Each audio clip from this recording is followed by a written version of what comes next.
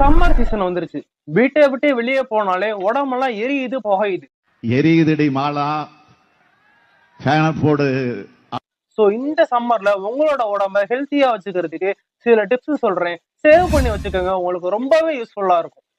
உங்க சாப்பாட்டுல water retention, அதாவது தண்ணி நிறைய இருக்கிற காய்கறி பழங்கள் லைக் கீரை, மஷ்ரூம், சக்கரவள்ளி கிழங்கு, வாட்டர் மெலன், ஆரஞ்சு, லெமன், தக்காளி இதையெல்லாம் சேர்த்துக்க மறந்துடாதீங்க.